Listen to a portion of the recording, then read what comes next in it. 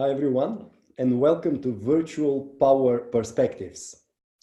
This is a series of interviews with distinguished experts in a particular field which has to do with remote work or virtual teams or distributed teams where people are not in the same locations. They will give particular expertise and insights to help us be more effective. And today we have Vessy Tasheva. She lives in Dublin, but Bulgarian origin, and she's an expert on diversity and inclusion. And she helps companies to build purpose-driven culture, and she will tell about this herself. Let me just share that globalization and digitalization have opened opportunities for many people in unprivileged context or countries to have access to exciting projects and to work for exciting and great companies. And this allows people to work remotely and, as I said, to have fantastic opportunities. So let's welcome our guest, Vessy Tasheva. Vessy, tell us, welcome and happy to have you with us. Tell us who you are and what you do. Thanks for having me, Peter. So I work with organizations to help them create more inclusive, healthy, really purpose-driven cultures. And I do that by engaging their hearts and minds of the leaders and the employees, because we cannot go with ones without the others, right? Quite often, organizations don't know how to get on the same page internally. So I come in as a facilitator. We look at their business strategy, their current culture climate, and people KPIs, and see, okay, where are they now, where they want to be. So in this role as a facilitator, I help them advance in their journey.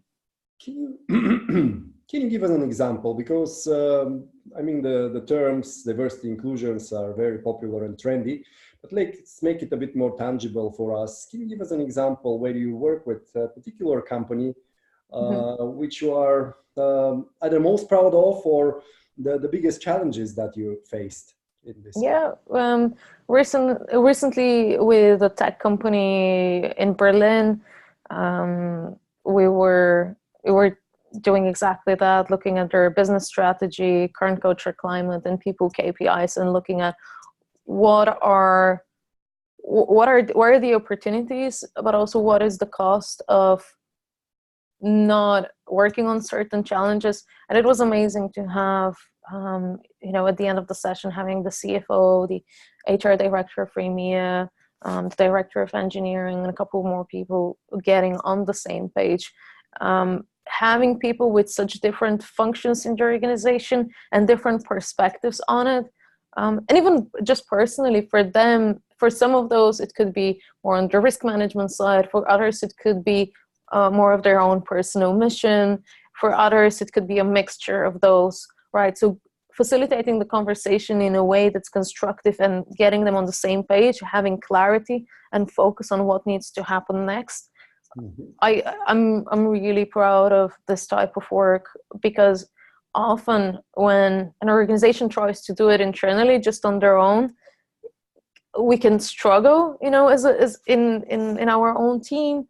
And, some people are more vocal, other not so much. And it's hard to challenge each other because we already have established dynamic. So what I hear is when I come in, people will like that, I'll challenge them a little bit more, and I'll make sure that people contribute equally or give them the opportunity, or they're encouraged to contribute. Similarly, when I do later on workshops with the leadership team to help them create their high-level commitment to diversity and inclusion, where it fits into their business strategy, or when I work with the employees to do some of the transformational work on creating psychological safety. Again, we cannot do diversity and inclusion and any kind of cultural work without the leaders or the engagement. So when I do those workshops, I use Lego Serious Play because it's fun and it's engaging, and no one hates being in the room. It's not just like, oh my God, that's like another someone signed me up and I don't want to be there. No one feels that way. Everyone is happy to be there. Everyone has an opportunity to share, and it adds play to the work of the transformation. So start with the top. Has Lego Serious Play works well with the senior managers, the top level? Yeah, absolutely. Yeah. So, Because when you have a really busy schedule and everything you're dealing with is a very serious matter, at least we can do it in a more playful way.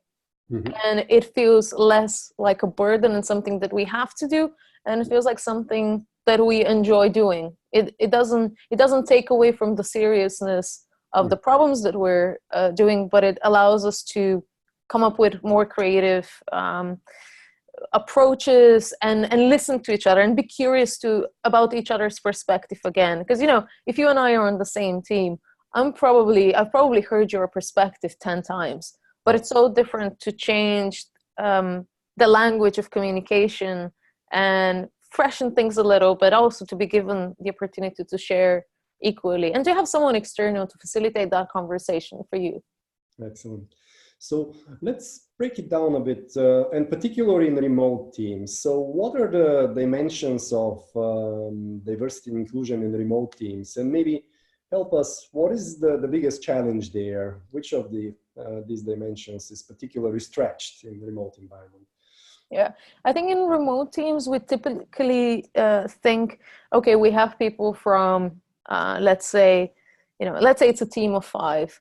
We have people from 5 nationalities, from 5 geographies, from 5 ethnicities, and we can think, okay, we're done. We've done an amazing job, sorted out, right?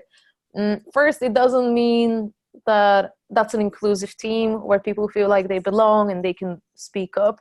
So that's a very important aspect. But also, I think it's important that we question, is that a type of diversity that we benefit from, in the sense of, let's say, are we leveraging it to acquire new customers? Are we leveraging it to attract more talent or better talent? Is the level of belonging, is it helping us to collaborate, to be more innovative in our decisions and solutions? Or have we actually just created a monoculture and everyone agrees with everyone, no one speaks up, and we just stick with doing the same things over and over again?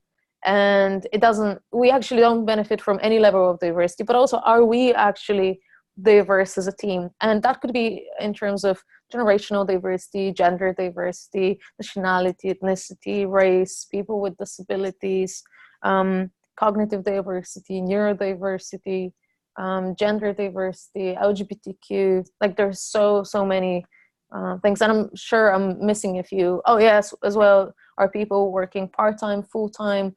Are they job sharing? Do you have freelancers on the team? Do you have some remote workers and then others are actually physically together? Such a variety of perspectives.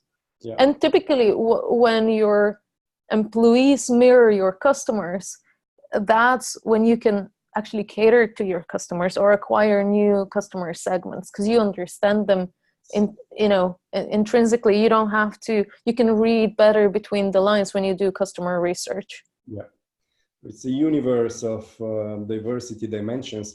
What is the biggest challenge that you faced so far in a remote diversity? In a remote diversity, people can have, in any company, people can have different definitions of diversity, inclusion, belonging. I don't think that having different definitions is wrong, because we all have our own paths, and that's why we're together, right? To bring different aspects of ourselves so we can create something better as we put those pieces together. The problem is when that results in lack of alignment. Mm-hmm. So if we're not having this discussion, then we're staying not aligned. And that means some people think they have clarity when others actually don't. And that's very messy. That's not productive, and it probably feels disempowering to some of the people. So when and that's part of my job, right? To get people together and to help them facilitate this conversation. Basically, I facilitate this discussion for them. What is the definition for diversity? How do you understand it? How do I understand it? Oh, okay, these are very different definitions. None of them is wrong. But what is the one that we can agree on that would be the right one for our organization at this particular moment? Maybe in a couple of years it will change. But then why is it also important? How does our business benefit? Is it because it's related to our core values? It's the right thing to do, and we want to do it for purely that reason? Or do we care about our culture? We want people to be able to do their best work by bringing their whole selves to work. And that's universal if it's remote or not. But what I see more in remote companies is that because you see the number of nationalities, you can think, oh, we have so many languages here, so many nationalities, people are super different. And if you look at their profiles, they might be actually very similar. They all went to good schools, they're all speaking English either natively or fluently, and they're not that different. They had similar opportunities in life. Okay. And what you say in terms of aligning and having a single meaning, that resonates strongly with me. I was in Bali this year on a running remote conference, and there were companies running completely remote, over 1,000 employees, not having a single office. And then at some point in time, there was a question, what is the number one skill to run remote workers? And there was Slido, and people could, bring in their input and aggregate immediately. And the number one skill that appeared was over-communicate, in a sense of give them a sense of why we do what we do, the big why question. So they have like a compass to orientate even themselves. Then a big who will be judging success, because it makes it. Then the goal, a bit more longer term goal, and then the immediate task that they have to perform within this particular day or week. And also make sure they ask questions so they could rephrase and make sure the understanding is there.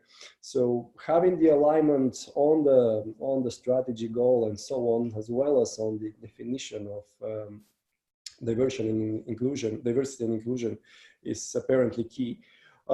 Let's look what technology can enable diversity and inclusion. If we have a remote virtual teams, apparently people have technology as a bridge.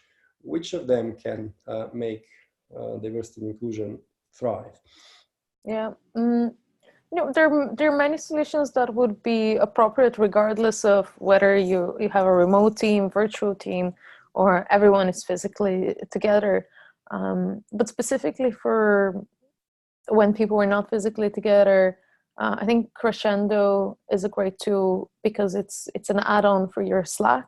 So while you're communicating with your peers and colleagues on Slack, it prompts you, it educates you in context, and it's not just, oh, I need to go to this training or that training. You get feedback that's contextual and in time on, maybe it's about how to improve your language, or it's a bit of an educational piece that's related somehow to what you're currently discussing. I think that's great because it happens at the moment when it's relevant. So Crescendo would be great, especially for remote teams or any team that uses Slack. Yeah, Slack become like an industry standard. Very, very much so. And you have various channels, so apparently it's a great add-on. What else? There is a tool called Cassiopeia. It shows you which teams are more likely to experience, or individuals and teams are more likely to experience sexual harassment or isolation or bullying in the company. It does it in a really smart way. Another one would be Applied. It helps you to remove the unconscious bias from the hiring process by hiding whose resume that is, so you don't get any signals on their social status of sorts or background. You look at their assignment. You don't see what your colleagues, how your colleagues rated the assignment. So you only rate it for yourself. So it avoids different biases throughout the process, and it's great regardless if you are hiring remotely or someone for the desk next to you. Right. Excellent. So we'll put those tools in the notes of the video, so the audience, you can explore for yourself. Actually, for the new report that I'm working on at the moment, the 2020 Diversity in the Workplace report, we are creating an overview of the whole D&I tech ecosystem.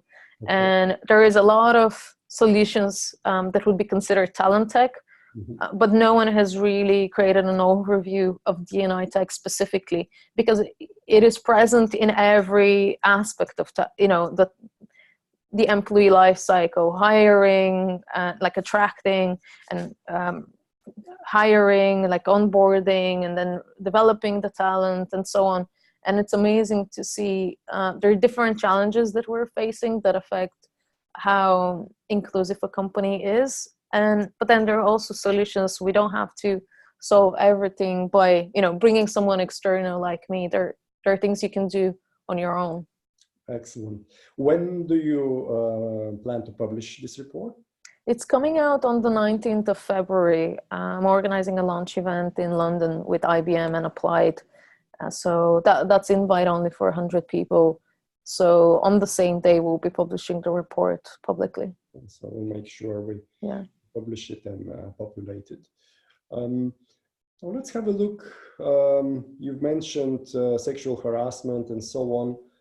In remote teams, the reality is different. They don't have the chance to kind of physically touch each other. What would be on the side of like issues and challenges, what would be the going wrong diversity and inclusion elements in remote teams? What are actually the problems that appear?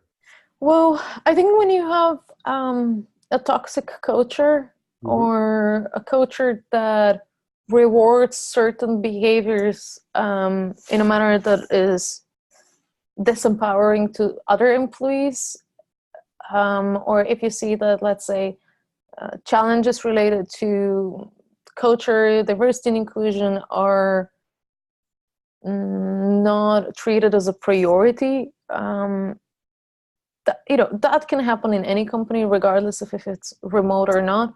But yeah, we don't have to see we don't have to experience things in person, by the water cooler or at a Christmas party to feel isolation or disempowerment or feeling let's say belittled or even humiliated. So if those things are happening, they can be happening over a Zoom call or even over chat or a group meeting. It doesn't really, those things can still happen. You can still feel the culture regardless of what the physical distance is between people because of where they're geographically located. So I've seen things like that going wrong, or sometimes you have different specific example, if something springs to mind, and how did you? Yeah, you have cultures where some, let's say certain jokes can be considered more culture, like let's say a certain joke is absolutely a no-no in a certain culture, and then in another culture it could be more in the gray zone. But that really tells you if a company is thinking of themselves as a global company or they have a local mentality. Because if you're judging something just by, let's say, once a company out of Bulgaria was asking me what they should do in regards to empowering women in their company, and they said, we really don't know what to do. We asked, we got together all of the women in the organization, and we asked them what they think, what their experiences have been. And some of them had a very feminist view, and others had said everything is okay. So some of them said, it's quite, sexist and there's toxic masculinity, and the other said it was fine. So, you know, the one side said there were comments being made, and the other said they didn't mind the comments. So, you know, in a situation like that, I don't think there is a single truth, because these are personal experiences. What the organization needs to decide is, what's the type of culture that they want to have? Do they want sexism to be normalized? So it's not about, you know, if a joke is funny, a joke is either appropriate or inappropriate.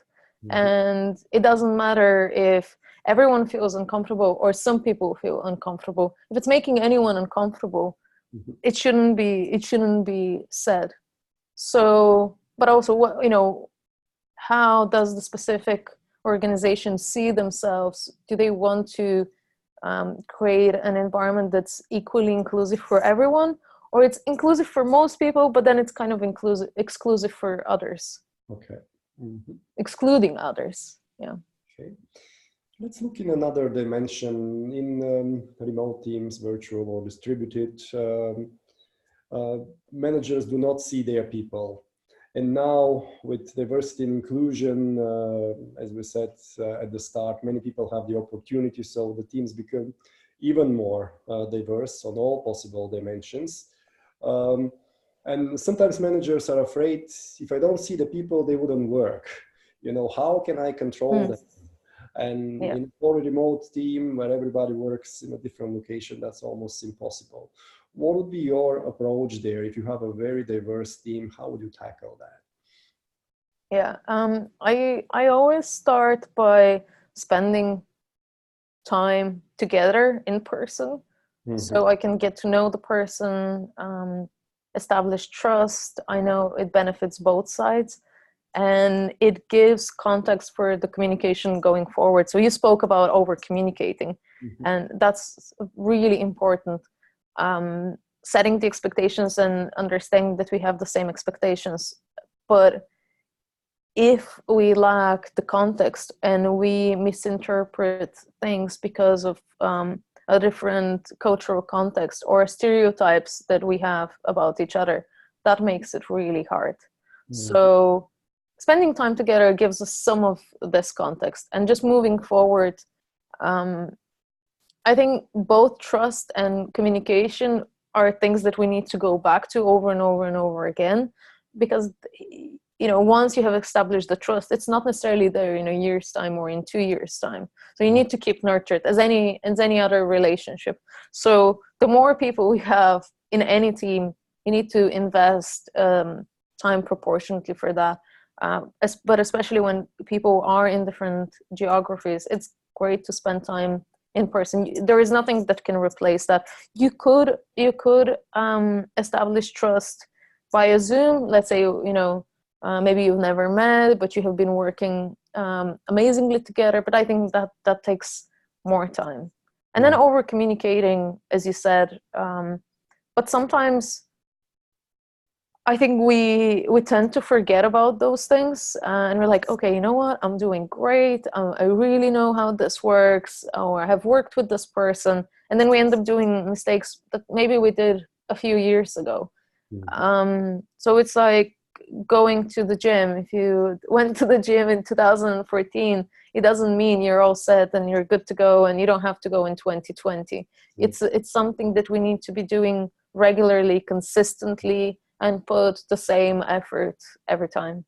Continuous process, yeah. I mean, trust takes relatively long to get, and you could lose it very quick. So, and it's hard to recover. So hard to recover, exactly. So I'd like to ask you two things in the end of our conversation. One is a book tip, a book that can give insights to our audience, something good on the diversity and inclusion. And the last one would be, what is your tip, that pragmatic tip that they can start with in order to tackle their diversity inclusion tips? Sure. In terms of a book, it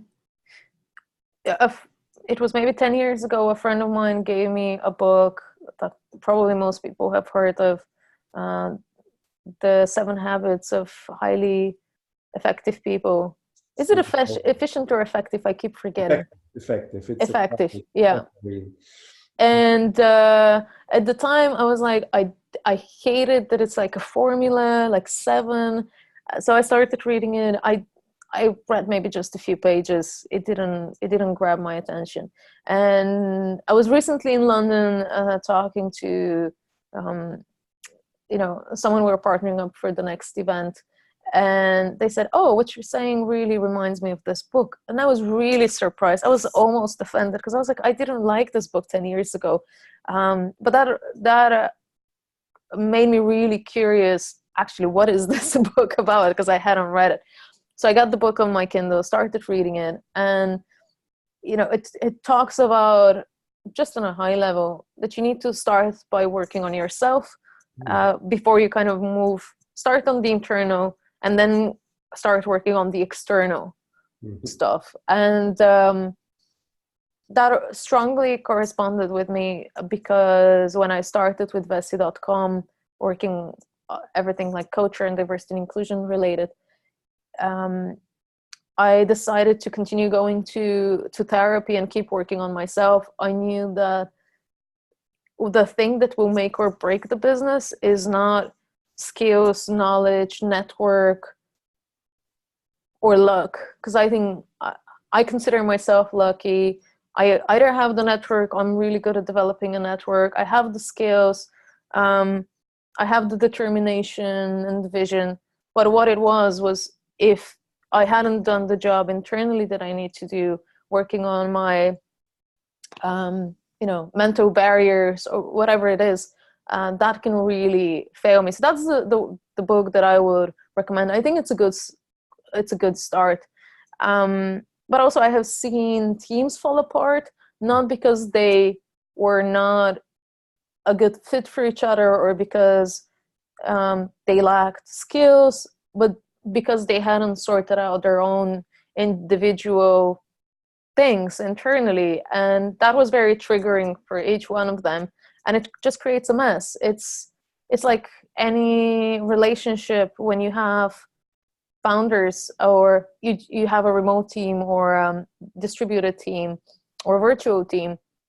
Each one of you knows to know themselves before you get to know anyone else and build trust with them. So that would be my recommendation. Yeah. And a small remark, all starts with you, and particularly if you are in a remote environment, one of the when you hire people for remote teams, it turns out that not everybody is suitable. They may have the skills, but one of the key skills is to be a self-starter, a self-motivator. Yeah. I have a client who decided to become a digital nomad. They were like 10 people company in event business, and the two founders become a digital nomads, and they released the office, and the other would meet just once a week in a coffee. And within 3 months, they lost 3 of their key results, key experts, because they're not having fun, just working by themselves. So it has to start with yourself. You have to be very clear on yourself, on your self-motivation in order to be effective. And you've mentioned bias. You should be aware of your biases, including cultural and diversity biases, but there are a long list of others. But also, I don't think every single person is necessarily fit for working on their own. It could be very lonely, isolating. Some people, like if we look at cognitive diversity, not everyone has activator as part of their strengths. Yes. So sometimes you need someone else on the team to have that. Exactly. I do have it in my own, in myself. I have an idea and I immediately turn it into action, or I have a vision, I have a strategy, and I can translate it into execution. But most people have those skills as a combination, and it's okay if someone is not a good fit for that kind of role as well. The cognitive diversity becomes a very key element. It elevates in the remote teams, because one of the reasons, how to activate, how to maintain the winning spirit and so on. Is there anything specific in this space would you recommend before your final tip? how to leverage on cognitive diversity? Yeah, so I use Gallup's top strengths. Okay. So it's it allows people to see how the different members of the team, where their strengths are. We have also used it in the past for hiring employees, not just for team formation, and but also for team dynamics. I have used it in one-on-ones, coaching employees how to develop their strengths further, or how to navigate let's say conflicts with other employees, how to become better communicators with them. It's great to also use it as a way to build your own leadership style that is strength-based. Absolutely. It is big time. It's one of my 10 big rocks in virtual power teams is strength matrix. When we discover the strengths and we put it in the matrix. What are your top strengths? Mine, good question. It's around inspiring, motivating people. That would be one. And the other one is, as Gallup calls it, input. It's a bit of creativity. I could very easily come with ideas. Some of them, but I immediately come with a huge number of ideas. And maybe that's why I wrote a book, and now it's in 6 languages, so I could easily generate on a particular topic. Very cool. How about yours? So mine are woo, communicator, learner, arranger, and strategic. So woo is the person who comes into the room and they can kind of like navigate the energy, the conversation. Very useful when, I come in as a facilitator, I can relate to different people. And communicator as well, just, fluently communicating, be that body language, whatever, to facilitate, again, great. Arranger, it's not so clear for people who are not familiar with the top strengths by Gallup. It's someone who can identify patterns and parallels between things that are not so visibly related and rearranges the pieces. Like something that I do is like I constantly run dozens of variations of a situation to see what will be the best scenario in terms of like time or resources. So the goal doesn't change, but what's the best way to get there? And it has been really helpful, working on my own business and trying to figure out how to get to a certain point with the limited resources that you have, being one person. And then strategic, I think it's kind of clear, strategic thinking, and learner, being excited to learn new things. And that's something that when I work with a company and I need to get, I enter a completely new business, new people, I'm super excited to understand the context and facilitate this conversation. Like just getting it is one of the most exciting challenges for me. Yes, you came through the top 5, but it's already establishing bonding between us. And if there was a remote team and other members listening to us and they present themselves, a magical thing appears. It's not just me and you, but it's already, you could feel that with this mix of strengths, we could achieve everything that we set to us as a goal. So leveraging on the strengths, making it transparent, public, and even in the next big rock in the virtual power teams is interdependent goals. There is no delegation. People voluntarily choose and base it on their strengths, because working in your strengths area, you're in flow, you have more joy and productivity and so on. So it is a key lever. And as we said, cognitivity, bias and diversity could be distilled and systematized and could be used for a better performance. Yeah, and even if, in any team there is a friction at some point or another, I think it gives a great framework, a great structure to understand why maybe in a specific situation we experienced certain friction and how to move beyond that, how to solve that and be better equipped for the next time when we find ourselves in a similar situation. Exactly. So do you have a particular, that was a kind of a tip, but your final pragmatic tip could be something else. Yeah. It's typically HR directors and VP of people who reach out to me when they struggle with different aspects of their culture, diversity, and inclusion. And actually, regardless of the position, role, or ambition that a person has, when they care about the culture, diversity, and inclusion, the tip is start from the top, understand the leaders, understand how they define those, what's their interpretation of their terms, what's their definition, yeah. and how much they do or don't relate to them. Yes. And often, you know, you and I can have different interpretations, and there is no right or wrong. We need to have the conversation of what makes the most sense for the organization. Is it important for us? Is it not important for us? Is it can we develop it into an unfair advantage?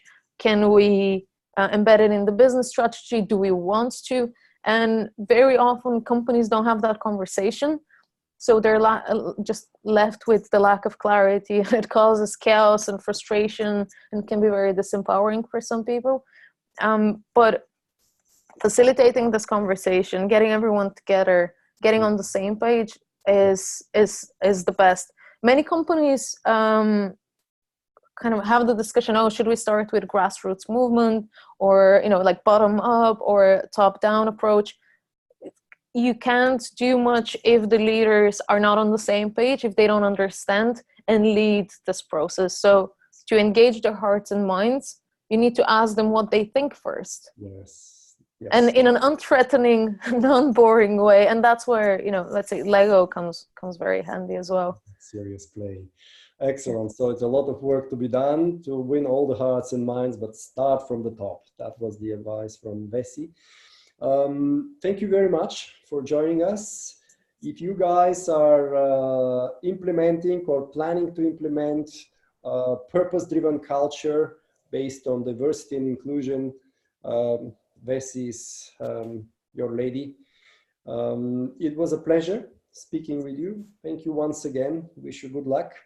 And to all the audience, just be ready for the next Virtual Powers Perspective, which is coming up in a month. Thanks, Peter. All the best for now. Bye-bye.